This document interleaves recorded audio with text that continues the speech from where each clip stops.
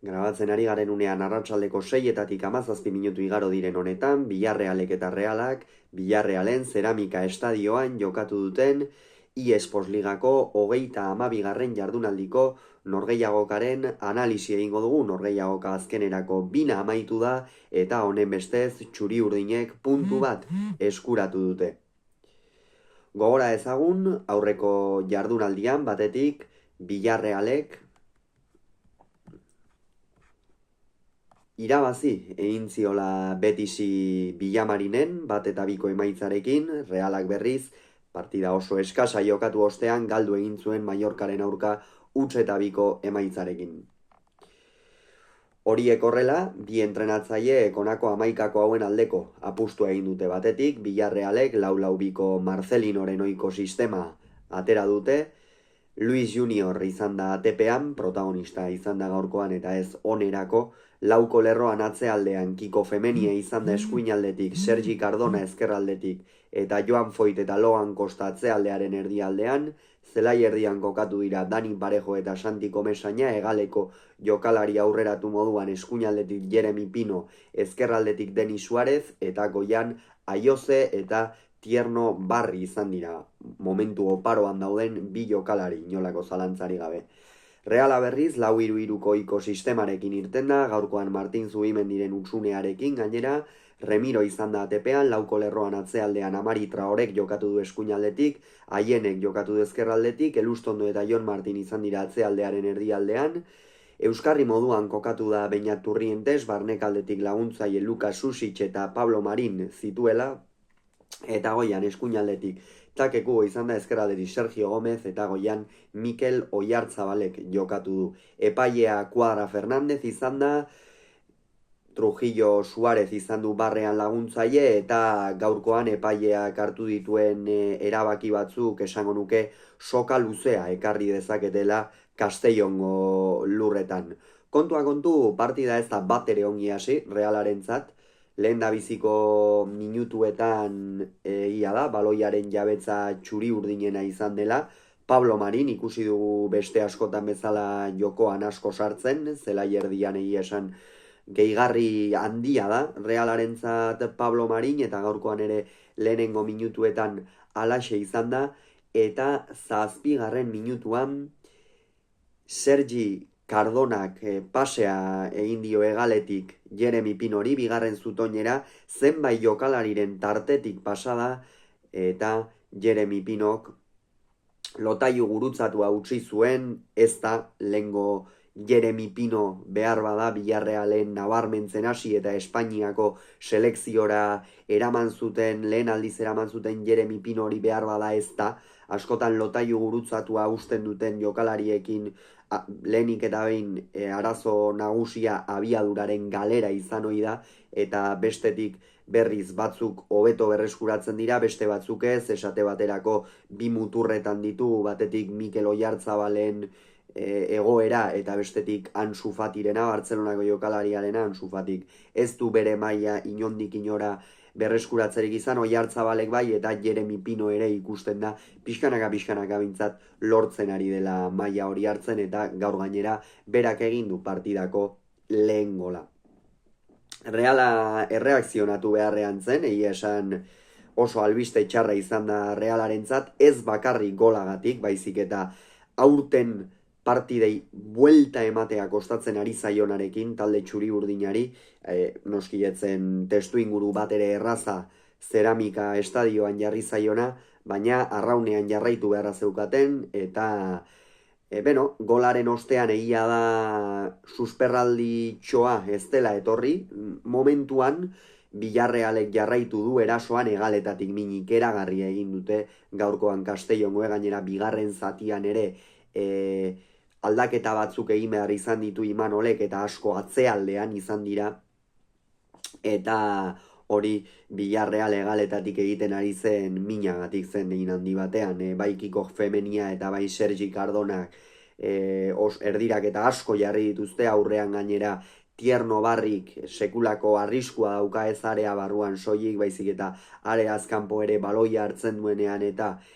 sekulako abiadura sartzen du, eta bestalde gaurkoan aipatu behar den beste izena Jon Martinena da. Ze partida atera duen beste behin ere Lasartearra, gaurkoan Imanolek hasieratik konfiantza eman dio gazteari, eta gazteak bikain erantzun duaz, nolako baloia atera dione azpitik, area barruan, azken unean muan penaltia ez egiteko Tierno Barriri ikeragarria izan da, gainontzean Tierno Barri Alex Remiroren aurrean bakarrik geratzear zen, baina Jon Martinek hori eragotzi egin du eta benetan partida handia jokatu du beste behin ere Lasarteko erdiko atzelariak. Eta minutuak aurrera joan ala, Realaren falta jaurtiketa baten ostean penaltia adierazi du Kuadra Fernandezek, egia da lehen aldiz ez duela adierazi lehenengo momentuan, baina gero Daniel Trujillo Suárez barreko epaileak esan dio Aizak hemen iruditzen zaidak penalti bat egon litekeela, begiratzera joan da tramankulura eta tramankuluan baieztatu du penaltia izan dela, nabarmen eman dio Tierno Barriri besoan, gainera ez zuen modu naturalean ezarrita, eta badakigu horrela besoa paseoan ibiltzea futbolean bekatu latza da, eta Tierno Barrik bekatu latz hori burutu du Realaren mesederako. Mikel Oyarzabalek ezkerrera jaurti du azpitik baloia, atezainak asmatu du aldea Luis Juniorrek, baina gero berriz ere baloia sareetara joan da, eta ondorioz Realak banako egin du. Oso garrantzitsua izan da gol hau Realarentzat, zergatik batez ere berehalakoan erreakzionatu behar zutelako, gainontzean iraganeko mamuak etortzeko posibilitate handiak zeuden, eta Imanolek hori berehala kendu nahiko zuen, eta gol honek auspoa eman dio Realari, inolako zalantzari gabe. Lehen zatian esango nuke gauza gutxi gehiago gertatu dela, hor gero takekuboko 28. minutuan sekulako aukera izan du, partida polita izan da, joan eta bueltakoa, Realak ere proposatu du, gaurkoan ez du partida biribila egin, ez du esango dugu batez ere bigarren zatian oso larri ibili direla fisiko gitxuri urinak, baina lehen zatian proposatu dute, atzealdean ere gabezi batzuk erakutsi dituzte, baina orokorrean ongi bete dute azkenean lana, atzealdeko lan hori askotan zaiena izan ohi dena, eta lehenengo zatian batez ere takekubo agertu da eskuinalde horretatik, egia da arrakastari gabe, Mikel Oyarzabal ere parte hartzaile ibili da jokoan, eta Beñat Turrientesekin geratu behar gara hemen, izan ere gaur ez du bere eguna eduki, aukera bikaina zuen, Martin Zubimendiren utsunea tarteko Imanolek bere aldeko apustua egin du, Brais bera ere aulkian utzita, badakigu noski perfil desberdineko jokalariak direla Turrientes eta Brais, baina sartzezaken, Brais Mendez bera ere hor, eta hiru zelai erdiko jokalarirekin jokatu, Beñaten aldeko apustua egin du, baina Beñat gaur desagertuta ikusi dugu, ez du bere lekua hartzerik izan, baloiarekin ere protagonismo oso gutxi izan du, eta esan genezake Beasainarrak ez duela bere aukera gaurkoan inondik inora baliatu. Lehen zatia banako emaitzarekin amaitu da, eta bigarren zatian iritsi da partidako saltsa, partidako gatza, bigarren zatian iritsi da, izan ere lehenik eta behin bigarren zatia hasi eta bere hau da 4 minutura, Luis Juniorrek sekulako akatsa egin du, hor lo geratu da gerizpean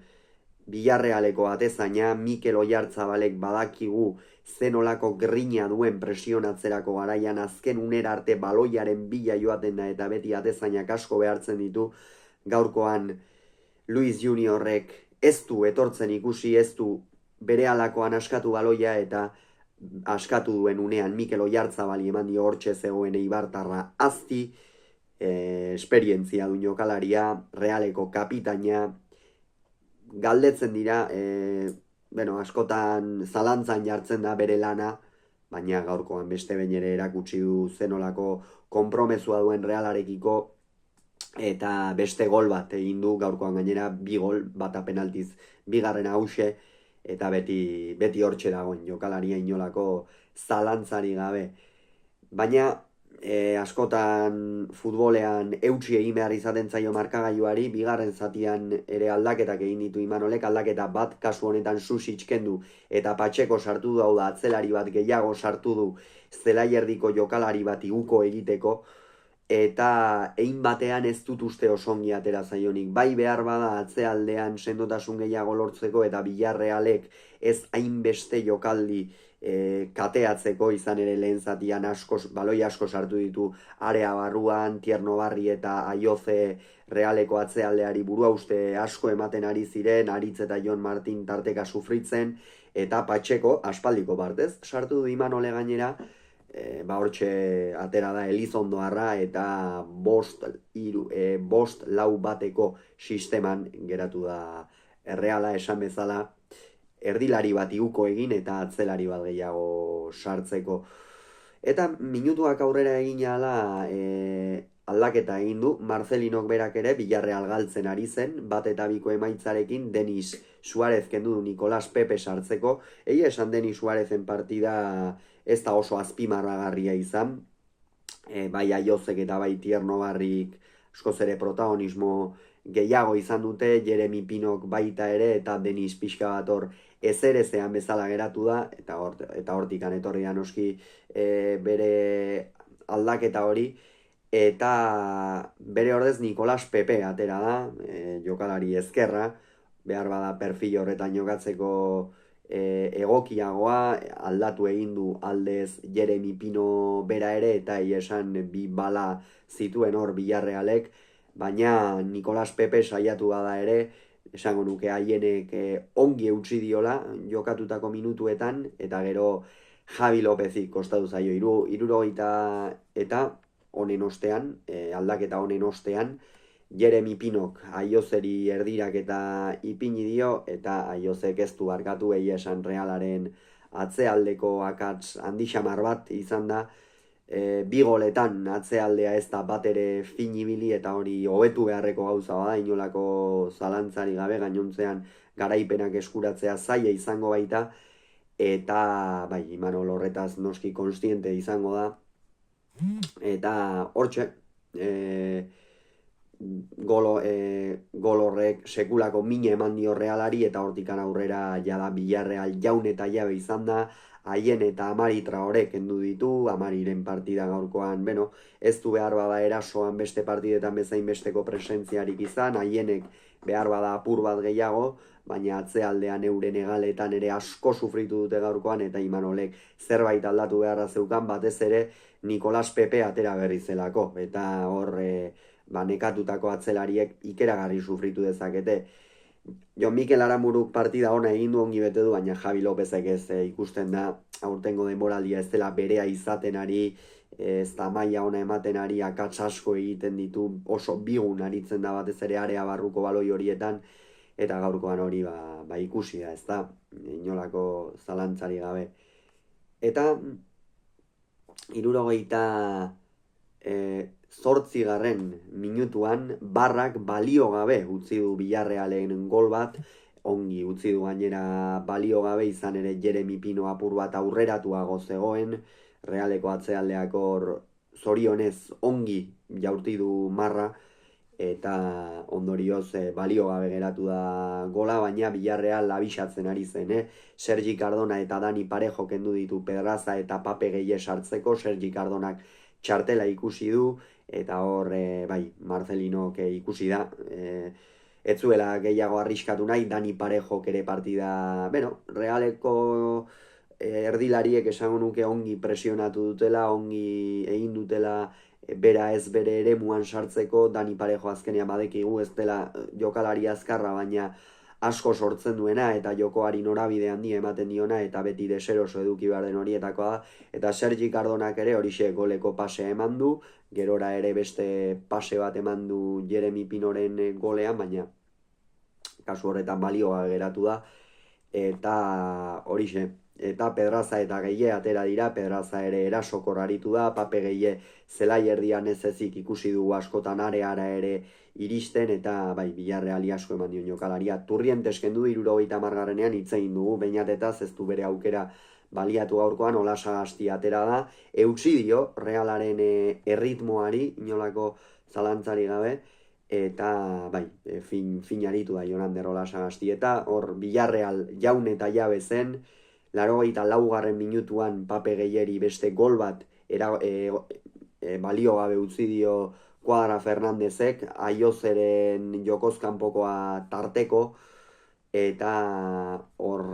84. minutuan izan da hori, 85. Kubo kendu eta Brais hartu du jada erasoan ezer gutxi zeukan egiteko Realak, eta gehienez ere kontraeraso bat izatu eta hor partida amaitu zezaken, baina ez du alakorik lortu, Braise jokatu dituen minutua horixe oraintxe itzuli da, eta ezin zaio askoz ere gehiago eskatu Mosekoari, eta fin aritu da Brais bere minutuetan, eta azkenik 88. minutuan Eyong kendu du eta Eyong sartu eta Jeremy Pino atera du. Jeremy Pino esan dugu goleatzaile izan da, baina horrez gain asko eman dio Villarreali, eta pixkanaka esan bezala ari da bere mailara itzultzen. Eyongek gola egin du, baina epaileak hau ere balio gabe utzi du Nicolas Peperen falta batengatik. Niri iruditzen zait epaileak hartu dituen erabakiak gaurkoan egokiak izan direla, Villarrealen izango dute zurrumurrua, marmarra, golak ospatu dituzte, ongi ospatu ere, baina epaileak balio gabe utzi ditu, eta nik uste ongi utzi dituela balio gabe. Beraz, partida honen ostean, Villarreal une honetan 5. postuan da, Atletiken gandik 5 puntura eta Championseko postuetan, aldiz Reala 9. postuan da, 52rekin Europako postuetatik puntu bakar batera. Esan bezala, Villarrealek bi, Realak bi, zeramikan.